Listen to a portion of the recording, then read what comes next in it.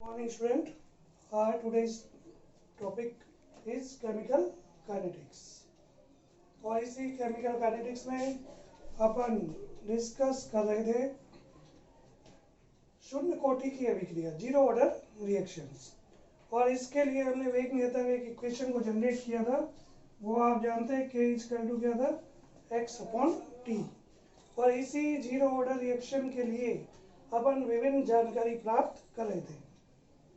उन्हीं जानकारियों में सबसे पहले मैंने आपको इसकी यूनिट के बारे में बताया कि इस जीरो ऑर्डर इक्वेशन की यूनिट को हम कैसे निकाल सकते हैं। इसके बाद आज हम बात करेंगे इसकी हाफ लाइफ की, जिसको हम बोलते हैं अर्ध आयु काल, जिसको क्या बोला जाता है, हाफ लाइफ। देखो ये क्या है, जैसा कि नाम ही शो कर रहा है इसको, हाफ लाइफ यानी आधा समय। तो अभी कह सकते हैं कि वह स्थिति जब किसी पदार्थ की प्रारंभिक सांद्रता घटकर आधी रह जाती है, अर्ध आयुकाल कहलाता है। क्या मतलब, यानी हम कहते हैं कि इस समय कंडीशन है t इक्वल टू, तो क्या हो जाएगा, t हाफ, यानी समय हो जाता है t हाफ। और इस समय जो कंसंट्रेशन है वो प्रारंभिक की तुलना में क्या रह जाएगी, आधी हो जाएगी, यानी x इक्वल टू होगा a/2। अब इस वैल्यू को हम यहाँ पुट करते हैं, k0 equal to a/2 upon t half. तो इसको हम इधर ले आएंगे, टी हाफ इक्वल टू क्या आ जाएगा, a अपॉन 2k0। यानी एक जनरल फॉर्मूला, एक फॉर्मूला डेवलप हो गया हाफ लाइफ का, टी हाफ इक्वल टू क्या, a अपॉन 2k0। अब इस इक्वेशन में हम एक चीज देख रहे हैं कि k0 क्या है, जो शून्य कोटि के लिए वेग नियतांक है, वो कांस्टेंट है। यानी हाफ लाइफ डिपेंड कर रही है किस पर, प्रारंभिक सांद्रता पर। तो हम इस बात को एक वक्र द्वारा भी शो कर सकते हैं। यदि एक वक्र बनाया जाए किस किस के बिटवीन, हाफ लाइफ यानी टी हाफ और सांद्रता, तो हम देख रहे हैं कि जो हाफ लाइफ है वो क्या है, प्रोपोर्शनल हो रही है एक तरीके से। तो इसका मतलब ये बढ़ने पर ये बढ़ेगी। तो इस बात के लिए जो वक्र आएगा वो कैसा आएगा, एक स्ट्रेट लाइन आएगा। यानी जैसे ये सांद्रता अधिक है, हाफ लाइफ भी क्या है, अधिक है। तो ये हाफ लाइफ का क्या हो जाएगा, जीरो ऑर्डर की रिएक्शन के लिए एक फॉर्मूला जनरेट हो जाता है। तीसरी विशेषता, वक्र द्वारा प्रदर्शन। यानी जो हमारी ये जीरो ऑर्डर की रिएक्शंस थी, इसको हम वक्र में कैसे शो कर सकते हैं। तो हम देखो इससे कहते हैं x इक्वल टू क्या आ जाएगा, k0 इंटू टी। तो ये इक्वेशन हमें दिख रही है कि एक जनरल इक्वेशन से मैच कर रही है, स्ट्रेट लाइन वाली, y इक्वल टू mx। तो इसका अर्थ ये है कि जिस तरह से y और x के बिटवीन एक वक्र आता है स्ट्रेट लाइन का, उसी तरह से यदि हम x और t यानी सांद्रता और समय में वक्र बनाए, तो हम देख रहे हैं कैसा आना चाहिए, एक स्ट्रेट लाइन आना चाहिए। तो इस तरह का जो ये वक्र है, जो हमें शो करता है जीरो ऑर्डर रिएक्शन के लिए।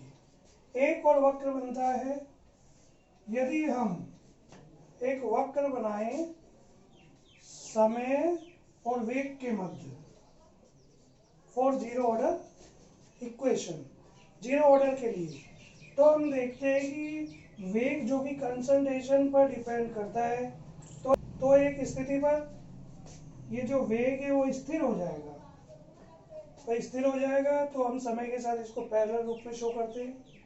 तो कहने का अर्थ ये हो गया कि यदि इस तरह का वक्र ऑप्शन में शो किया जाए तो ये वक्र भी हमें जीरो ऑर्डर इक्वेशन को शो करता है, और ये वाला वक्र भी हमें किसको शो करता है, फॉर जीरो ऑर्डर रिएक्शंस।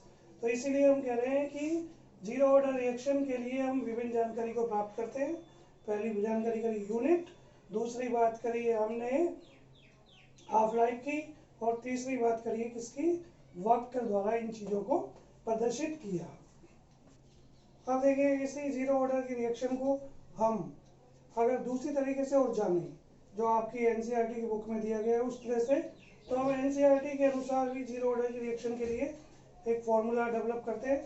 वो कैसे होगा, तो आप यूँ जान सकते हैं कि मान लीजिए कोई जीरो ऑर्डर रिएक्शन ये प्रोसीड हो रही है, मैंने लिख दिया आर इक्वल टू उत्पाद, तो इसके लिए वही रेट क्या लिखते हैं, minus D r upon d T, ये प्रपोर्शनल हो जाएगा आर की पावर जीरो, क्योंकि जीरो ऑर्डर रिएक्शन है। फिर कांस्टेंट लगाया के जीरो, यहाँ लिखा जाएगा आर की पावर जीरो। फिर हमने इसको आगे प्रूव किया, किसी चीज की पावर जीरो होने का मतलब उसकी वैल्यू कितनी हो जाती है, 1 हो जाती है। तो ये किसके बराबर है क्या, के जीरो के। इसको आपने सॉल्व किया, मल्टीप्लिकेशन कर लिया नेगेटिव से, तो लिख सकते हैं d r upon d t equal to minus k zero. फिर वापस इसको सॉल्व किया, d r equal to minus k zero d T.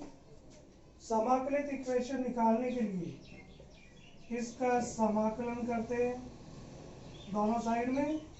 क्या लिखा, समाकलन का साइन बनाकर कांस्टेंट को बाहर रखा, यहाँ डी टी कर दिया।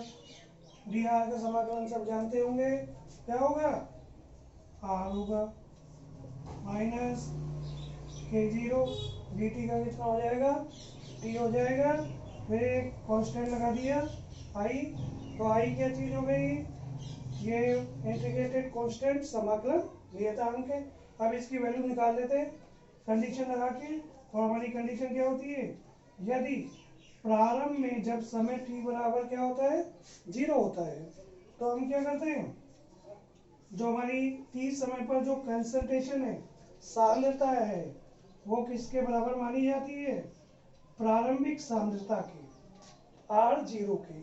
ये नीचे की साइड है, ये इस वैल्यू को याद रख देंगे, तो ये हो जाएगा, तो आई की वैल्यू यहाँ पर क्या आ जाएगी, आर जीरो। इस वैल्यू को हम इक्वेशन 1 में क्या करेंगे, पुट कर देंगे। वैल्यू को इक्वेशन 1 में रखा तो क्या आ जाएगा, r equal to minus k zero t plus r zero. अब इसको तो इधर ले आए, के जीरो टी बराबर, ये किसके बराबर आ गया, आर जीरो माइनस आर, तो के जीरो बराबर किसके, r zero minus r upon t. तो ये इक्वेशन भी जीरो ऑर्डर के लिए है। तो एनसीईआरटी के अनुसार जब हम करते हैं तो इस तरह कर सकते हैं, तब भी कोई दिक्कत नहीं है। ये आपके बराबर वही आएगी जो हमारी ये वाली इक्वेशन थी, के बराबर क्या थी, एक्स अपॉन टी। वो कैसे, अगर यहाँ इसको थोड़ा सोचे कि आर जीरो क्या थी, इनिशियली कंसंट्रेशन, और वहां पर अपन ने क्या माना था, ए। यहाँ पर आर क्या है, टी टाइम पर है, तो वहां टी टाइम पर क्या था, ए माइनस एक्स, और ये टी टाइम है ये। तो इसको जरा सॉल्व कर ले, तो ए माइनस ए प्लस एक्स अपॉन टी, ए से ये कैंसिल हो जाएगा, तो ये क्या बचेगी, k equal to x upon t. तो ये सेम है। तो कहने का मतलब ये इक्वेशन और ये इक्वेशन दोनों ही जीरो ऑर्डर की इक्वेशन है, वेग नियतांक समीकरण। अलग अलग बुकों में अलग अलग दिया गया है, तो उसमें कोई दिक्कत नहीं है, चाहे ऐसे करें हम चाहे ऐसे करें, दोनों ही सही है। कॉम्पिटिटिव में हम जब क्वेश्चन करते हैं तो दोनों फॉर्मूलों का यूज कर सकते हैं। ओके।